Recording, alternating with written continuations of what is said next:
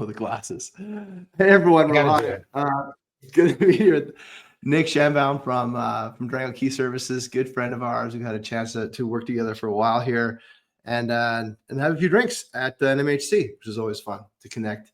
And in fact, a wealth of information. So, like getting to hell yes. Here's the drill. If you've been listening for a while, you kind of know what we're talking about here. Getting to hell yes buyers are people who are looking to buy, looking to solve problems, and they're seeking out solutions from people who solve the problems for them. And the whole point of the conversation today and every day is to really drill through the different ways that we find people who are looking to solve problems. Like if you look back at the old way of selling, it was kind of like, here's your target persona, and then let's just go at them. But the reality is that's a waste of a lot of time and energy because they're not looking to do something or commit to change. And so Durango, our companies, everyone we talk to, we're always trying to figure out, how do we change that mindset so we're solving problems and not selling? How do we find, but then most importantly, how do you find the people that are looking to commit to change? And then obviously bring them along. And the next step is to bring them along to the point that they're ready to buy. They identify their problem, they're ready to buy. So Nick from Durango, reformed lawyer, recovering lawyer, however you want to frame it. I'm sure his parents are thrilled that he's starting up instead of working for a big partner firm right now. Yeah. And we can get into that a little bit. And ultimately, talking about hell yes. One couple things here. I'm going to be at RecCon. Are you going to RecCon at all, Nick? I'm not actually. Unfortunately, it sounds like it's going to be a blast. It'll be fun. I'll be at RecCon next week, and then the week after that, I'll be at the BTR event in Nashville. So if you want to reach out to me to connect, shoot me a note on LinkedIn. I'm always looking to connect with people and share ideas. Nick, a little bit about yourself. Love to hear how you end up in this role. I'm sure there's a good story there. And then ultimately, what's the problem you solve for your customers at Durango? Sure. You know me well enough to know that every story ends up being kind of a long one, but the short version of the story is from Dallas, been in Dallas my whole life, went to undergrad and law school in Austin, came back to Dallas. And I've been here more or less solving problems for companies. That's right. No, close. There it is. Yeah. That's right. Solving problems for companies and people, kind of like the big brother of an organization as their in-house counsel since 2006. I did private practice at one of those big old firms for 2 years and then moved in-house as soon as I could because I like to solve problems for a company. I like to help people get stuff done. I don't like billing hours. I find that to be disingenuous to some extent, but hey, don't hate the player, hate the game. Found my way working with a great tax services company here in town, Ryan LLC, helped them grow, did everything from commercial agreements to international HR, super fun. And then my buddy was over working at a startup in Dallas called Park Hub, would be called PropTech today. At the time, it was called payments and mobility, but we did parking transactions and like parking management for venues and sporting arenas. So that went really well. We had a successful exit. I always say I've had 3 successful exits. One was for $100 million and the other 2 were for better opportunities. So this was the one that was for $100 million. The other 2 were fantastic, but one was Kairos water, just a game changer in the leak detection space. But they were based in Atlanta. I'm based in Dallas, and it is hard for me, who really wants to be involved and on site, to be traveling to Atlanta all the time. Found a company here in town that does tech-enabled roofing, and that was great. And I realized after some time, like, why don't I should probably just start my own thing instead of complaining about how I should be running the show. Why don't I just go run the show?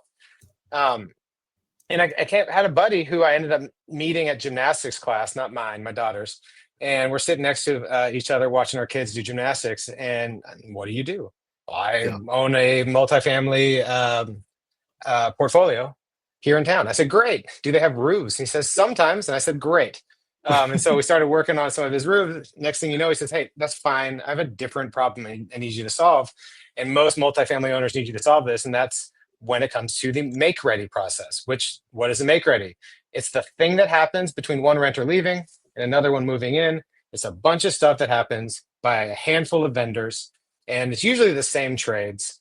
but it's this whole circus managed by probably the busiest person in show business, which is the property manager. Yeah. And so they've got more than enough to do than track down, schedule, QA, observe, pay these vendors. They got to go get heads in beds paying rent. Yep. So that's where Durango comes in. How about we just do it all for you, and we'll charge you what you're paying your vendors right now. And we don't need you to do anything other than what you're already doing. You're already in there on your phone. Hold your phone up. I need you to see, if you see something, say something. That's going to inform your scope. We can take it from there and knock it out in 5 days. So we solve that problem. You And can't 5 rent a days unit to somebody. Yeah, 5 days. Like 5 days. Like Adrian Nilla and Ted Turner and Craig, I can't remember his last name.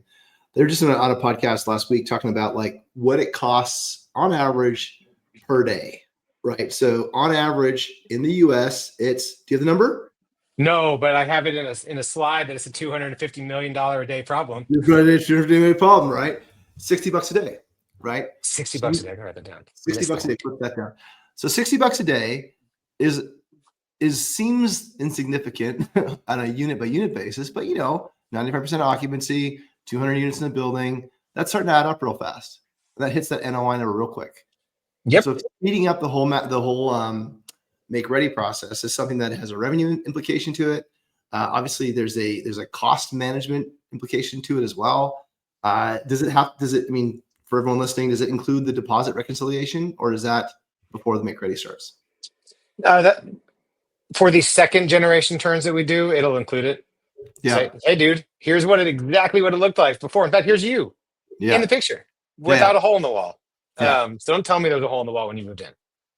There's in California now, the law is changing April 1st, where you have to have date stamped and date stamped images to reconcile with your before and after documentation on move outs. I mean, now granted, I know a pretty great platform that does exactly that, but are people with disposable cameras or something? Like, how do you even take a photo? We're doing a marketing campaign. We're campaigning on it. You see what we do, right? I mean, now to have stuff that has specific compliance related documentation to support deposit reconciliation, it's gonna be a big shift for a lot of people that are using. Because they're leaving that money on the table. It's crazy to me the amount, because that's how busy these people are. They're too busy to collect money from people who have obviously caused these damages. Now, granted, if you're in C class or affordable workforce housing, what are you going to do about it? Are you really going to go track this person down for $200? Maybe you are.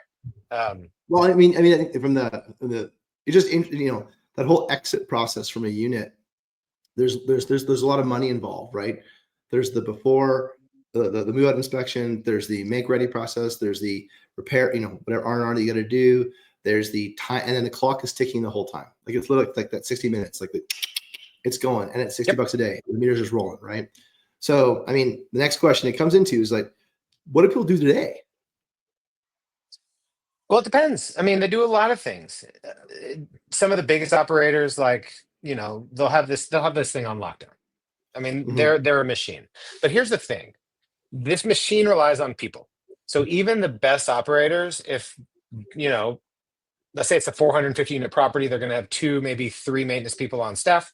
They'll have 3 leasing people and on staff, and they've got enough to do. So let's say 2 of the maintenance guys get sick, one of them quits or something, and you got to get everybody else up to speed. You need to have a reliable backfill, but that's the people that have it actually operating really well. Or it's April and people are moving out because it's seasonal, and you got or student housing.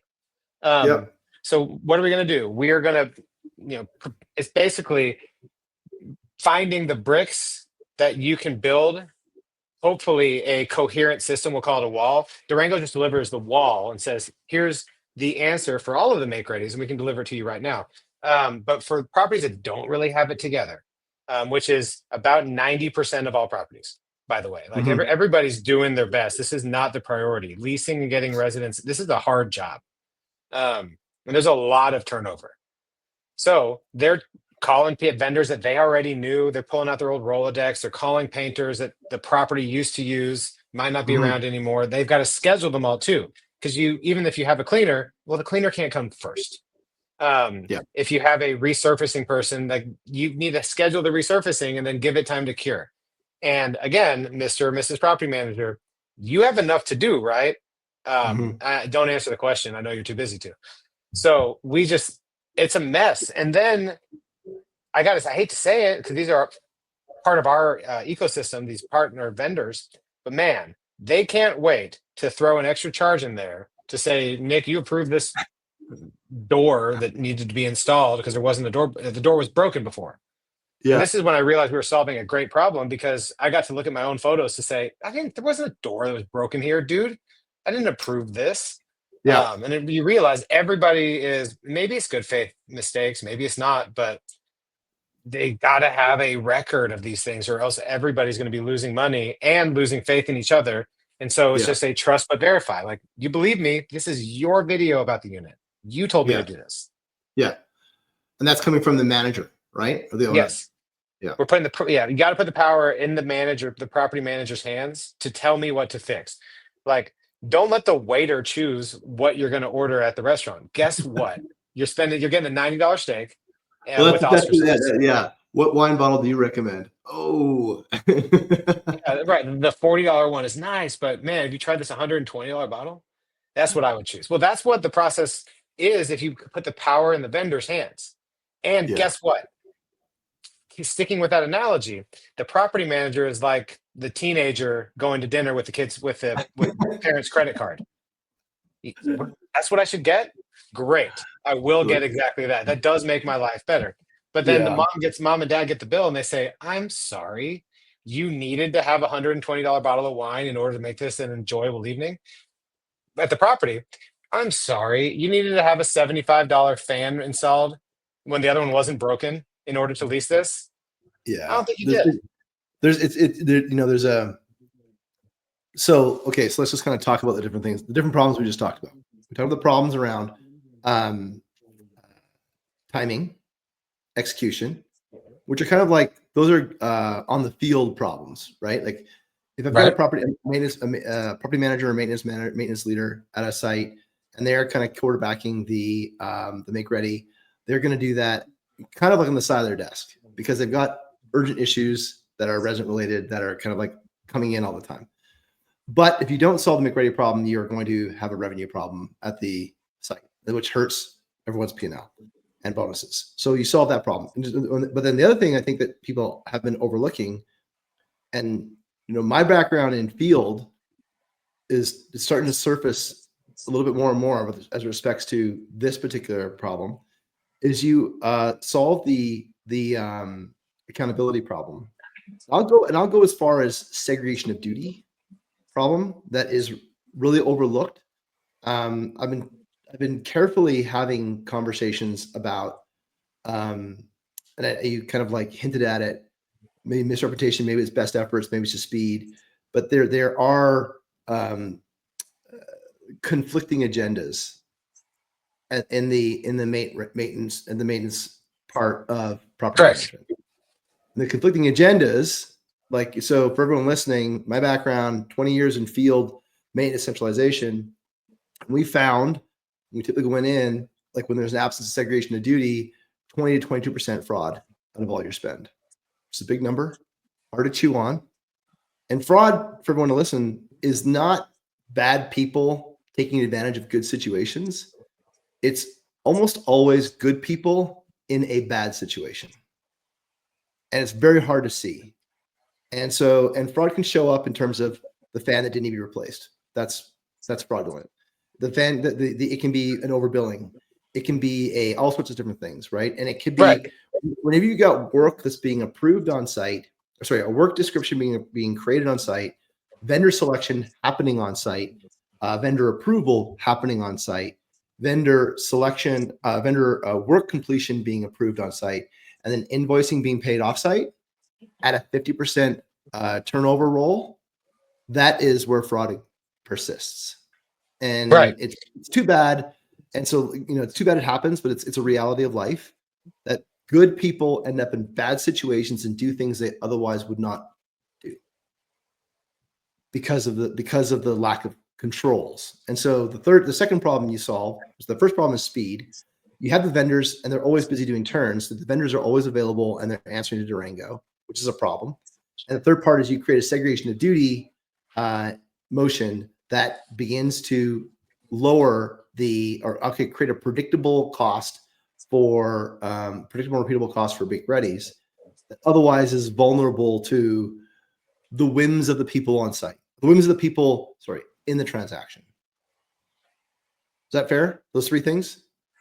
Yeah, it's fair. And and we're working to put guardrails around it. I mean, some of them, like the segregation of duties, honestly, a lot of the people operating in the space can't wait to just say, you fix the problem. You just take it. Yeah. And then it gets to the rails situation of how do we put this on rails? How do we make sure that these make readies don't become very expensive? What do we need to approve every time? And yeah, I mean, you know what we call it. We call it the McRib, make ready in a box. So for our McRibs, we by the way, spoiler alert, I'm a huge fan of McRibs. I think they are delicious and I don't care that they're not really ribs. So it's fine. Leave your comments in the trash. McRibs over here. So but make ready in a box, we know that you're going to get painting and cleaning and carpet shampoo and the make ready punch list. Great. That costs this much. Like, hey, Mr. Property Manager. It's t-shirt sizes, right? Is it small, medium, large? Basically, yeah. We just roll it out by square footage and say for a sub 800 square foot apartment, it's going to be this, and we're going to include materials. We want to make this really easy for you so you can budget, so everybody knows it and likes it. But hold on, what if I need to resurface bathtubs? What if I need to paint the ceiling? Of course, we'll add those on, but those need to be approved by mom and dad. So like, you tell me that you need Oscar sauce, cool beans, we have Oscar sauce. Here's the thing, I need your mom to approve it, because the last time I did this, I got Oscar sauce for you. You told me it was cool. You said, well, I approve this. I said, that's good. I came back and said, pay me for this now, and it's McRib with Oscar sauce, actually. Is that what you're about to say? That's disgusting. No, I'm going to say you're in Central Time. It's lunchtime. You're probably starving. Yep. No, you're not wrong. Sorry, I don't have any other analogies other than food right now. That's fantastic. But that's what it is. It's just like everybody wants the best for their properties because they all have the right frame of mind. Let's get renters in there. But it's a money game. Like, you have to make sure that you're not blowing through the budget just to get one more renter into one more unit. You have 350 units. You got to think long term. You got to think scale. Are make ready expenses capitalized or are they expensed? It depends. Most of the time they're operating expenses, but you got to be savvy to how. This is another thing. Like, my legal experience kind of helps is you got to peek behind here. Like, think about it. Like, look behind the curtain. How are they going to be paying for it? If they tell you we don't have enough in our operating budget to pay for this, but we have a carpentry bucket that we can pull from, or we have a CapEx renovation bucket. Now all of a sudden the carpet repair becomes a carpet replace, or vice versa. We're flexible. I have a license to Microsoft Word. We can change the words to be whatever we want. As long as it is actually what we're doing or arguably what we're doing, happy to do it for you. So then the alternatives that people have to solve the problem around make readies is kind of like manage it themselves, which means hire more people, or manage it themselves. Sorry, I guess the two on-site staff. On-site staff to manage it. Have a tiger crew to do it for your company, which isn't really available for, let's say, if you're a medium-sized operator, or maybe if your property is sub 100, sub 80 units or so. Yeah, it's not going to pencil. It's not practical. And then the third one is to hire it out, right? And the hiring out, you're best in the world at that make ready thing. So like, you do makeovers all day long, like not just in the end of the month, but every day of the month. You're running makeovers. So your vendors are doing make readies every single day of the month. They're not being called to other jobs. They're not being interrupted. Like, I often hear in our maintenance conversations, make readies take long because the person doing the make ready gets pulled into a flooded toilet. Yes, maintenance has emergencies to fix. Yeah, emergencies fix. So that make ready that was like maybe, and like the best example is painting a wall. I was talking to the guy, and he's like, "Yeah, you're doing the paint in the wall in a make ready, and all of a sudden they get pulled off to go, fix a toilet." Well, if you painted before, you know that like you just can't stop halfway and then keep going. You've got to go and recoat again, and now you've got different layers of paint. And so it really being interrupted during the make ready cycle can be really complicated. It can really cause it more delays and more expensive. And so by allocating specific resources, being a Tiger team or being at like, outsourcing in something like Durango, you can save a lot of time, money, and effort. Presumably, given those three alternatives, when you're talking to folks in the market or going to find people, and you ask them like, how's it going right now? What do they say? What do they share with you? Dude, almost, there's only two flavors of responses. We've got it and everything's fine. Yeah. We are totally effed. Heisman or help me. Heisman or help me. That's exactly right. And Heisman or help me. and you got to take it right on the chin no matter what. That's great. Yeah. Oh yeah, we got this thing totally fine. Absolutely. I thought you might. I'm aware of how renting apartments goes, and you are getting new renters all the time. I can find your vacancy on CoStar. I know it's 3%. The reason I'm here is for when you need me. I'm not going to know when that is. So I have to come now before you need me to say, I'm here and you can just call me.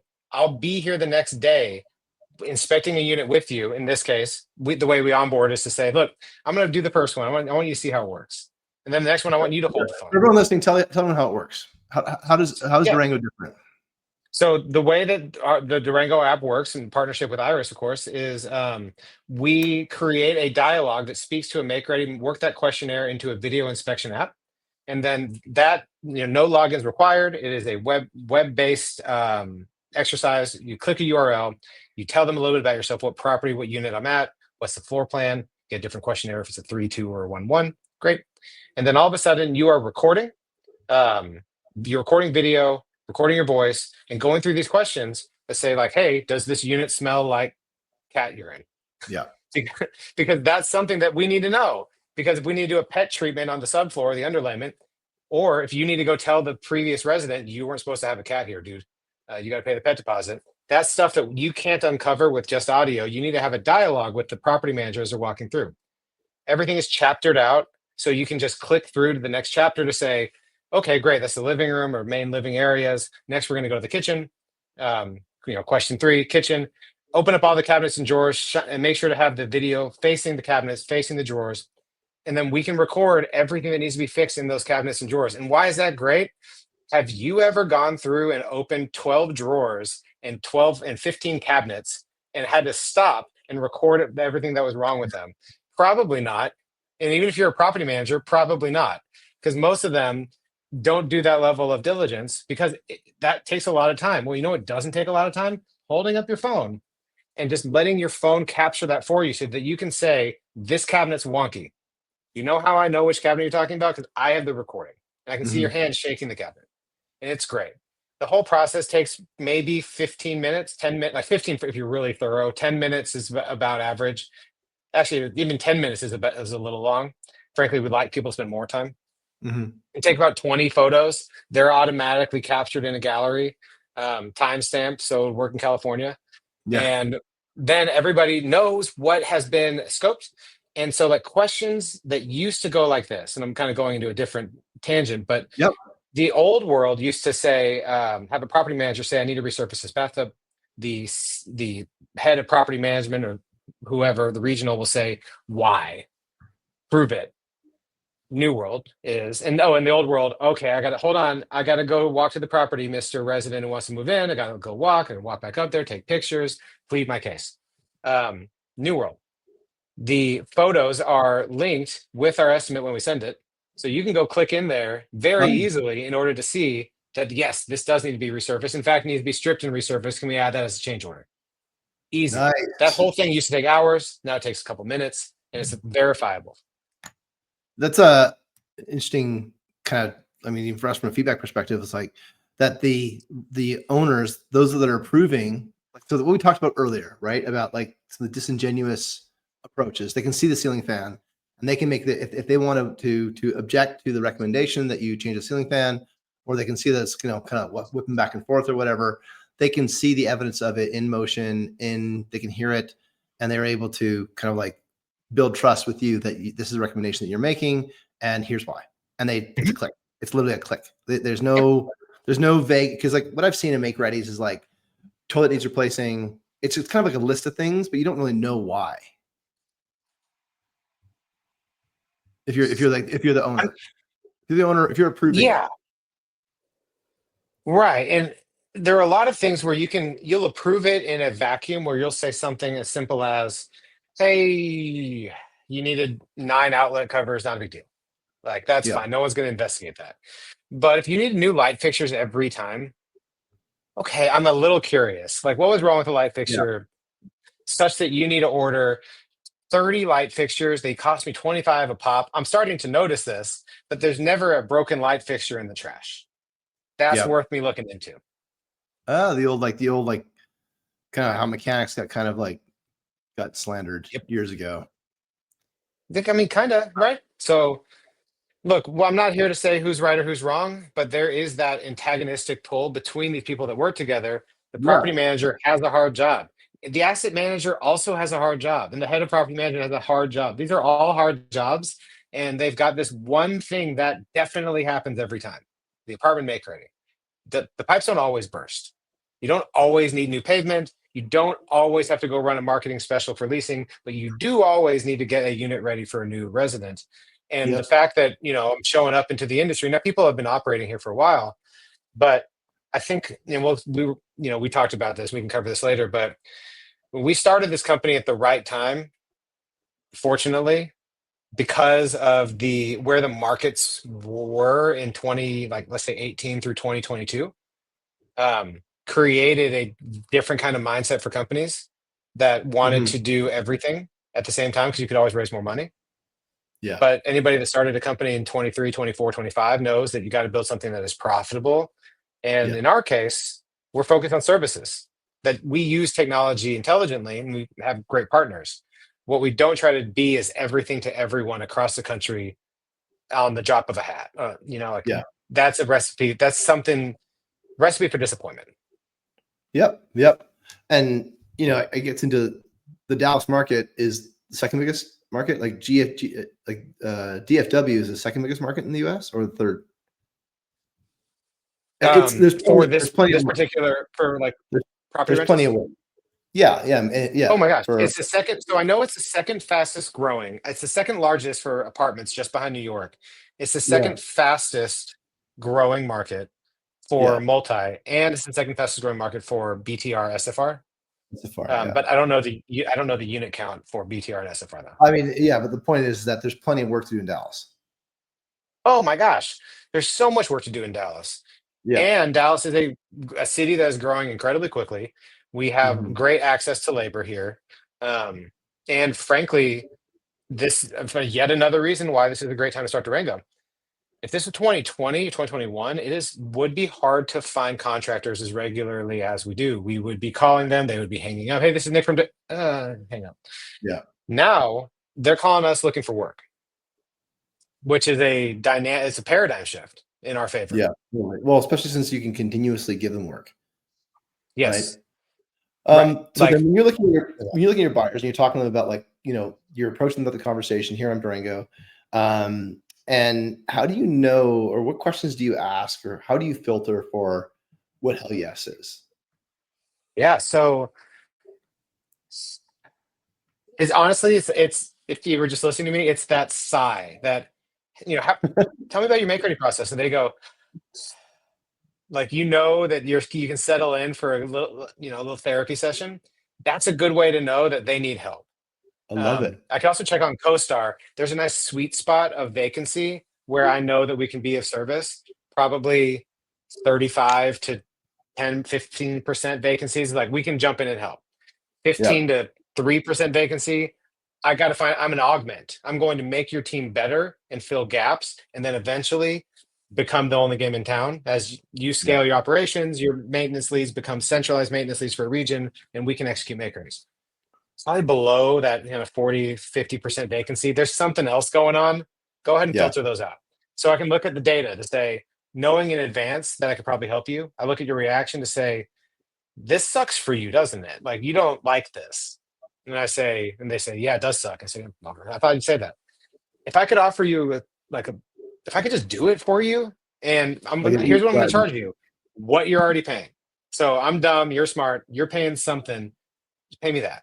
You don't have to pay anything else. Yeah. And I'll be here tomorrow. and I can Yeah. guarantee turnaround time. Do you You find say that, jump at it. yeah, do you find that like when you're having that conversation with folks, like that they're kind of like realizing they have a problem in real time, or do they know they've got a problem? What, like, have they Googled you? Like, actually, first question, do they Google you, or do you kind of rely on CoStar to figure out your prospects? Gosh, definitely not Googling us. Okay. We have not invested enough energy and effort into, I'm going to say SEO, but Yeah. that's, you know what I mean? Warm leads coming Yeah. in from internet searches. Um, it's been a lot of us introducing ourselves to them. Heck, if we have properties, one of the most effective things that we can do is say, "Hey, I'm Nick. I'm CEO and founder of a company called Durango. We turn units. In fact, we're at this 300 unit property down the street. We've been turning units over there. Last month we turned 70 units. So, a lot of units if you don't turn any, but our goals are to be turning hundreds of units. That being Hmm. said, we're here down the street. I'd love to be able to turn a unit for you. In fact, and then if I feel like I need to get froggy with a trial discount, like we can Awesome. do a make ready in a box. I'll do one for free. As long as you Hmm. give us a shot to get in your workflow, we do a good job. If we do the make ready in a box for free and it's a bad job, then we're out. That's on us. Yeah. We do a Yeah. good job. You give us 5 turns. This first one's free. So do you do quality assurance as well? Oh yeah. Or So how do you do quality so the way that we manage our work is through, we call them site managers or area managers. Site managers is assurance? deceptive. It indicates you manage a site. But these Yeah. guys really manage an area with many sites. Yeah. And they go around. They're there to make sure that our subcontractors have everything they need, including materials, but also including access. Right. So they're not bothering the property manager. Knock knock. Hey, I'm Greg, working with Durango, and we need paint. No, Greg, stay in there. You paint. Um, and then when the job is done, they're letting us know that the job is done, and they're either taking photos in the app, Hmm. capturing their work, so that we have a record of them being done with it, Hmm. or the area manager is going through visually inspecting. Gotcha. That's the least scalable thing that we do. Hmm. The most where growth is most ratable, but that'll eventually level out. Yeah. But I would always rather over invest in quality assurance. Well, That's I mean, that's where you it's make what or break it. you're selling, right? Because I mean, Mhm. otherwise, the quality is something that's suspect to your prospects, and quality and speed, and so they're going to need to solve those two problems. You can't solve one without the other. You can't be fast and crappy. You can't be Right. crappy and fast and slow. There's fast and slow. No. So when they're going about it, like, and the decision that they're looking to make, I mean, is to choose a vendor, right? It isn't to do the make ready, because the make ready has a natural kind of like time wall to it when it comes to like there's the first of the month is the first of the month is the first of the month. But the choice that they've got to make is to choose a vendor, right? So Mhm. how do you find buyers that need to address that choice? Like we said earlier, three alternatives would be: do it internal with your product, your building team, have a Tiger team, or outsource it to Durango. Like, how do you, and so that's the choice they're making, because that's the sell that's what you're selling, and that's what they're buying, is that not have to do it with my team or whatever problem they're trying to solve. How do you find like what is going on in their existence that they're forced to break from the status quo? They're buried under a growing list of tasks that they need to do but don't have time to do. We're selling time. I mean, if you put in the three different buckets, one of them is we do it for you, two of them are you do it for you.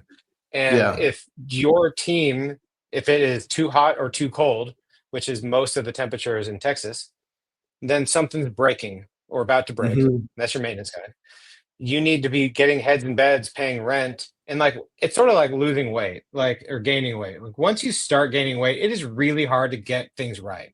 So once your Mhm. vacancy starts to slip like 5 to 7 to 10%, get 15%, it's kind of hard to get back to 8% vacancy because you're so Right. buried under all these other things you need to do, and you lack the opex, the money coming in order to fund the things we've run into properties that can't have money, don't have money to pay for make readies. It's like that. Yeah. How are you surviving? Um, Yeah. But no, it's really, we're selling time back to them. Like, Right. we got this. Well, I will take this thing. I will give you a call when we're done. Now that you have two things you got to do: inspect it, and then come and confirm that you're good. You Right. do those two things. We'll send the invoice. We're just one party. Meanwhile, our vendors are happy. You don't have, for 15 turns done in January, you don't have 15 different, well, let's say 8 different tradespeople coming to you asking for payment. You Right. have Durango asking for payment if you don't pay me, but Yeah. we're paying our vendors. We're handling that side of it for you. That part sucks, huh? Yeah, we got it. Don't worry. And we'll go Yeah. figure out the paint thing. No one wants to do that. We got that for you too. Um, hey, and this, there's a hole in the wall. There's a hole in the ceiling. We'll take care of all this stuff, and we'll create a record for you. You don't have to write anything down. Yeah. And do they like that? They love it. I mean, they really love it. That's not to say that everybody uniformly loves it. I mean, this is it's an exercise in change management. Yeah. People, because what people love to do, the thing they're currently doing. They Yeah. would like to just keep doing that. Everything's fine. How do you know it's fine? Well, bitching ain't switching. What if it could be better than fine? Yeah. So when you go to market and they've decided to choose a third party to do the turns, make ready, sorry. What do there's they hey, I need a make ready company, and 3 show up. What makes you guys different than the other 3 they've chosen? They kind of do like their first choice is I'm gonna do third party. Second choice is who do they choose? How do they choose you guys versus other guys? Well, I mean, we kind of have to source it out to see, like, okay, well, tell me about who you're working with. Tell me about your normal workflow. So the way, one thing I learned at the law firm, and I don't know if Glenn's listening, probably not, 'cause he's busy being a partner somewhere, but he would always say, you can get good, fast, or cheap, and you can pick 2. 2. And Yep. right. And so it's always like, what is the pain that you're experiencing here? Like, are you behind schedule? I'll guarantee 5-day turns. Are these things too expensive? It's probably because you're not budgeting accurately for what's coming down the pipeline. Like, if I could tell you that all of the upcoming move outs are people that lived here for 8 years, those are going to be more expensive than the ones that have been here for 8 months. Yeah. And then quality, like, we can't miss a beat. So we need to nail that. And so when we're selling and saying, how do we displace the current vendors? They're doing a great job. It's sort of, well, I guess you're in Canada, but I'm sure you'll get the joke anyway. But it's a little bit of 2009 political humor where if you like your vendor, you can keep your vendor. So if you like your vendor, we want to work with your vendor. They sound like they're great. We can get them more work because you are paying for them when you need them. You'll still pay for them when you need them, but we're going to give them more work than they can handle. We're going to pay them quickly. So even if you like your current guys and do a great job, how about you can still work with them? They're just called Durango now. They work with us now, and we're assigning them guaranteed to your property, and they're going to do great work. And don't worry about the payment, the invoicing. I'll take care of all that. Right. And that typically, yeah. And so they're again, it's still the same. You're selling the time from the make ready, kind of like duration of execution, and then just the effort of more admin on a already maxed out on-site team. And one thing you didn't talk about is like, what about when there is like the maintenance person isn't even like the job is open? Like so many job postings are open for these jobs. You know what? That's funny. That's a great way to find out if we can help is if they're looking for make ready techs, maintenance techs. Like, hey, hey, I'm not looking for a job, but I'm looking to help. Yeah. Honestly, that is something that we haven't yet. You and I have joked about it, and it's something that we're going to be looking into as far as like using that as a sales strategy. We just haven't done it yet. So Jamie, if you're watching this, that's something we're going to do. But it allows them to think like chutes and ladders. They just skip to the next level because the next level of this thing, very Dom Beverage, right, is centralizing this. Yeah. Is how are these properties going to be handling make readies when they've got, call it 1,500 units across 6 properties in a 4-mile radius? Do you really need to have that? How many maintenance people do you really need on site? Mm-hmm. Well, in the future, it's going to be fewer than the number that you have today. Guaranteed. It's not more. It's probably not the same. So how do we make sure that you get what you need, which is everything works, make ready done quick, people coming to rent units, things being advertised online. Like these things are being taken off the table by centralization one at a time. And if we can just get the mindset to say, pull that job description down. Durango's got this for you. Yeah. Well, that's the whole like do it with my own people, my outside team, my Tiger team, or outsource it, right? Mhm. And do you find like when you take a look at that those numbers of all that effort and all that work and everything that's going on out there, like what like they're paying the same, the work is going to be faster, better, but there's still no's out there. What are they? What's the objections that you're getting? Well, it's like when I offer people a McRib sandwich and they say, I don't want this. I say, yes, you do. You have to Yeah, try it first. You don't know you don't want it yet. yeah, Um, no, but I mean, like I said, everybody believes that they're doing a great job because everybody's the hero in their own journey, which is it's interesting psychological experiment, but everybody believes that they're the hero on their own journey. They're yeah. doing things the right way, except for some obstacles insurmountable. No one's lazy in their own mind. No one's missing stuff in their own mind intentionally. Hmm. So we have to remember that these people are actually trying their best. So the no's are mostly coming from folks that are like, I've got this, and I'm Nick. Thank you very much. You're just another vendor trying to get work. Yeah, It's people that look at it more just we're selling a trade versus we're selling time back in their schedule. right. Um, and we're I mean, we're a young company. We are just over a year old, Hmm. but we're in the unfortunate position where we've had significant success. Like we've had great success in our first year, which means we are kind of leveling up to the big leagues as we're figuring out the sales motion. Like I don't know the unit economics yet of how many calls to meetings to demos to deals Yeah, you're yet. not supposed to though. You're not supposed to right now. Right. Yeah. I know, but I hold myself to that standard just like Oh, everybody yeah. does to think you got to figure that out. Like, Yeah. well, I want to figure it out. Figure out where to put the gas. That's Right. exactly right. And when you take a look at like, so what's the average time that a unit is vacant? Like right now across the industry. Yeah, generally speaking, like, I It's mean, obviously you can't make wildly ready. If I move out the 31st, you can't have it ready in the first. Like, no. If I move it, the biggest delay is if something needs to be resurfaced because it gives off fumes. You can't have anybody in there the next day. yeah, But other than that, you can, in a theoretically pure environment, allow for a 3 day or maybe even a 2 day make ready. Like hmm, I'm not doing anything else. This is the Olympics. The event is called Making Ready a 2 bed, 1 bath unit. The rules are there's no resurfacing. I it can do sounds that in like one day. a physics, a physics question where it's like assume a world without viscosity or friction. But that's exactly right. That's exactly right. It's like if all things being equal, how long does it take? Okay, well then like if we're Yeah. starting and there's a gun and there's the judges are watching, probably turn a unit same day. I Well, can yeah, but paint today, I can more clean so today, I can do the the punch nature today. of the nature of my questions around like, what's the cost of vacancy right now? Like, if you Oh, had a no, no, renter no. ready to No. go, The answer to yeah, your question is right now units are sitting vacant. Sometimes, remember, bell curve. So yeah, most of the time they're sitting vacant for 15 to 30 days. okay. A lot of And times then, it can be as high as 90 days to hundreds of days well, yeah, because especially if it's like they'll just vacant slip. December, if it's vacant December 1, you're probably not getting somebody in there till like Feb 1, right? Right.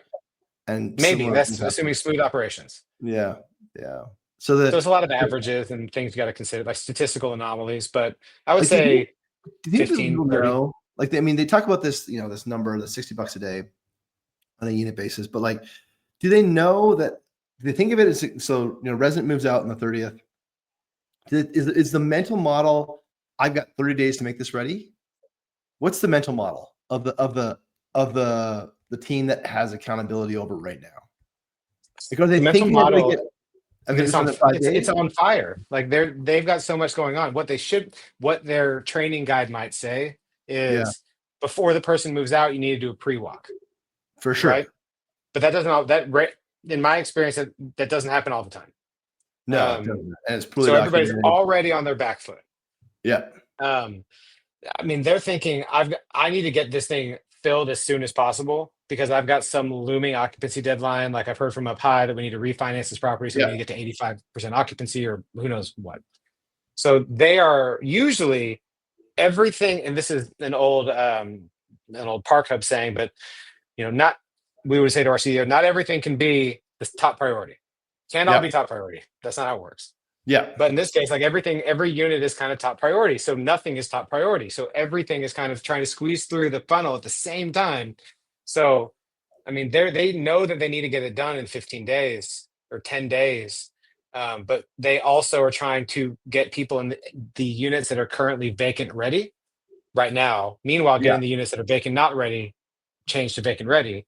So it's just a different exercise. I mean, I wish I could tell you what they were thinking. I mean, in a world where, I mean, it's kind of interesting. Like, it's funny how in a world of increasing rents, urgency becomes complicated. There's a bit of a paradox of choice, because in a world of increasing rents, if I don't get to the make ready, I might be able to lease it for $50 more.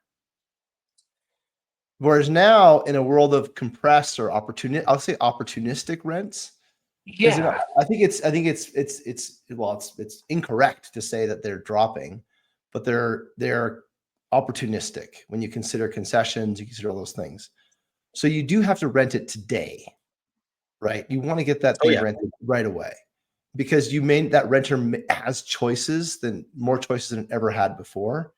And so if your supply is blocked because you can't get make ready done, then you are foregoing the renter that is going, it may very well go across the street. Right. And that renter that would have rented your unit that should have been available today. Yeah. He's gone. So that means the renter that's going to end up moving in next week, like that, you're getting one unit rented out of those two potential renters when you could have had 2 units rented out of those 2 potential renters. Totally. I mean, it's complicated. It's simple math, but can be a little bit complicated when you're thinking about time, duration, and money. It's not everyone's natural instinct to kind of think of things that way. But you kind of know it. You know it intuitively, but you don't maybe see how it all compounds as it rolls forward. And so it's helpful to explain that thing. And so when I don't know, we're all in this interesting spot right now where we're trying to educate the market and sell to the market at the same time, which can be a little bit complicated because we kind of get off on our own math around how we solve the problem. But really it comes down to like the simplicity around the message of, I sell you time, we'll get that unit ready, take that pain off your shoulders, and let's go. Let her buck. Yeah. All I need, that's right. All I need is to make a reasonable margin on the job. As long as I'm doing that, I'll take everything off your plate, the whole thing. And because of the labor markets being what they are and our pricing being what it is, I will make my margin. I will be fine. And even if I can't, a couple of times here or there, if I need to eat something, great. Like this is a customer satisfaction business. I need to keep people happy with our work product and our deliverables. Our deliverables here are turned units that look great. There has to be something in your mind thinking about regular service as well, like regular maintenance. Like as an expansion of services? Just seems like an obvious product expansion. If you've got this part, once this part gets scaled, and I like the regionality focus, if you start solving make readies in Dallas, I mean, it would seem to be, hey, I'm taking this headache off your shoulder. I don't want to put an idea in your head because I know it could catch fire. No. But like, wouldn't it seem natural to now start saying, hey, I know I've solved your make ready problem. Like maybe your core business becomes your lead gen, right? Because like very much, right? But what about if we actually just managed all your maintenance altogether? Yeah, like, hey, let's think about where you go into a property and selling them on solving today's problem is one thing, but if we're solving tomorrow's problem, because that your property is in growth mode. I mean, it depends on who you're talking to, but if they're in growth mode, you're going to have other communities that you need to figure out how to staff and manage in this region, in Fort Worth, in Arlington. Well, let's talk about how many people you need to be hiring. You need to have somebody on site, probably. You need to have 2. I don't know. The old model said you absolutely did. And maybe that person, contributes $70,000, $65,000, $75,000 all in for their fixed cost plus benefits if they have. Well, and that's a pretty low number because you're not costing. That's an entry level person. Yeah. That's the kind of like the number on paper, but the time to hire the time that you Oh, I see. train. Like it's Totally. like it's not offensive. People are shocked by it, but the cost of an employee is roughly 40 to 50% of their first year salary. And that's kind of like sickening to a lot of people when you look at a job that has a 50% turnover. But like, because you're like your 50% your $50,000 a year person costs you $75,000 a year in that first year. And if they churn out, then that's now that $75,000 became $100,000 real fast. I mean, And I you, got to tell and you you, still don't have Guillermo, it. I got to write. I'm writing that. I need to write that down. I'm coming back to this at 50 minutes into the recording because 50 minutes in, that's a gem because that's exactly right. Like we're not going anywhere. Oh no, my painting crew goes away. Guess what? I'm 38 painters. So I was Yeah, 38, now I'm 37 painters. I'm yeah, gonna be okay. yeah, Your painter goes away. Your maintenance guy goes away.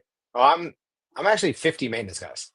I yeah, will be here. I can be here on site with people that are hungry for the work and qualified to do it at prices that you already have approved in advance.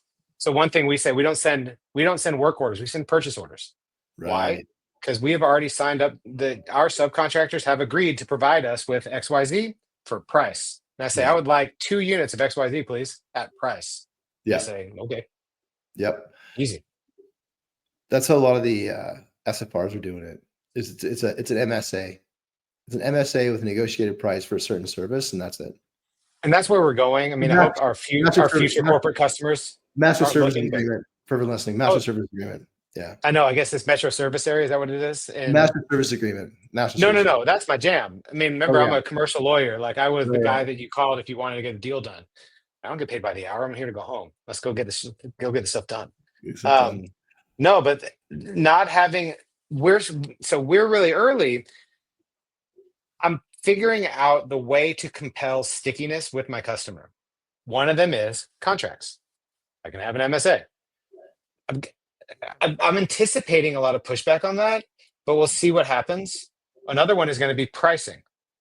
Okay, if you stick with me and you give me this many of this percent of your turns every year, I'm not going to get 100%. That's Yeah, not going to happen.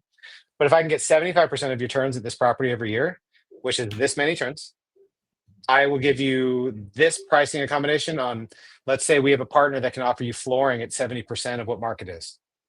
I'm going to give that to you. hmm But if it goes away, then you don't get the cool flooring thing anymore if you don't give me the turns. Or I give you yeah, the flooring at market pricing. I'll give you the turns for free. right.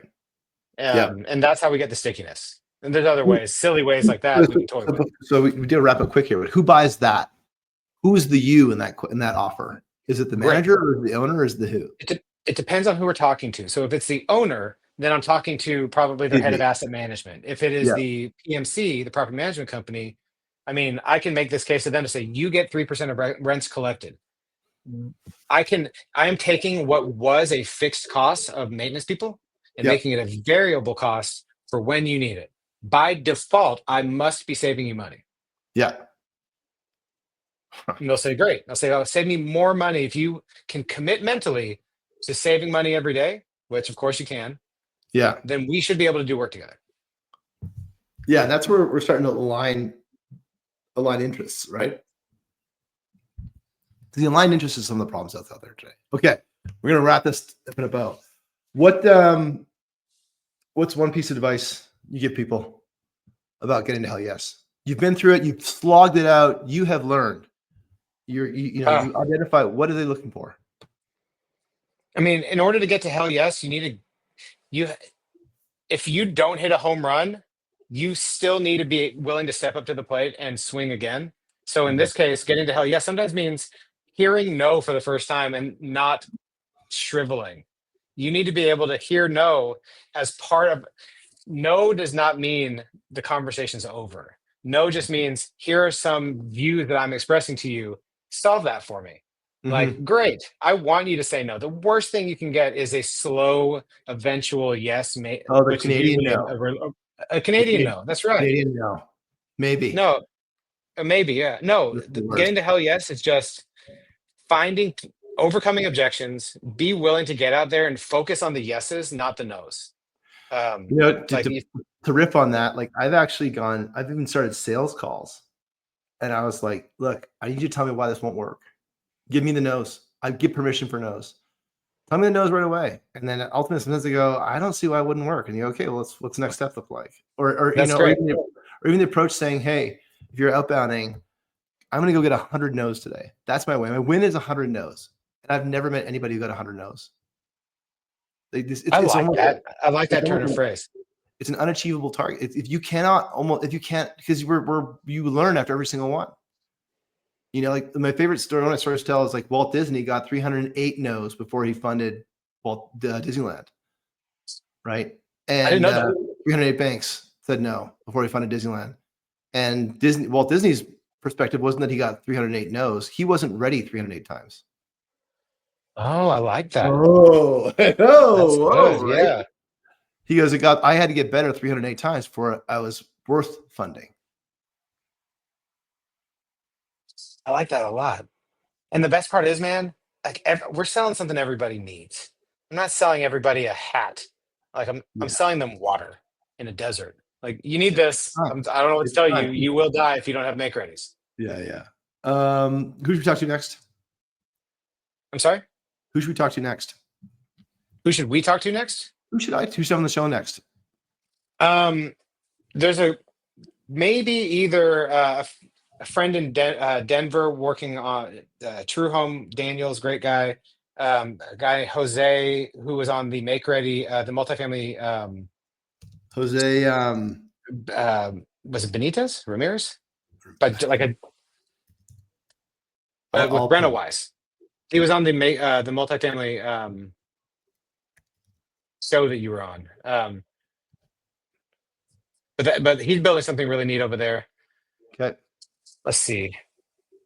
Yeah, I mean, there's a ton of. I mean, there's one person that I might introduce you to on the Irish side who could probably really use your help. I mean, I think that Wes Love with Agave, which is our construction renovation partner that we work with a lot, I think has a really interesting kind of approach where he built a renovation arm out of the investment and asset management side, like not out of maintenance. So it's like maintenance to renovations. No. Finance to renovations. Yeah. That's different. Okay. I like it. How can people get a hold of you? Nick at durangotks.com. Okay. Or that's LinkedIn. Durango DURANGOTKS. Turnkey Services. Perfect. Thanks for listening today. Good closeout. Lots of good energy. Thank you, Nick, for everything. I thought that was an awesome show. Hope everyone else enjoyed it. Listen to us on Apple. Listen to us on Spotify. We're right at the hour. And comment, leave feedback. I'm at Redcon. I'm at BTR. We'll see you soon, Nick. I'm sure certainly soon. And thanks everyone for listening. We'll talk soon. All right. Thanks, Take care, everyone. Bye. See you, Gamma. See you, bud. Awesome show.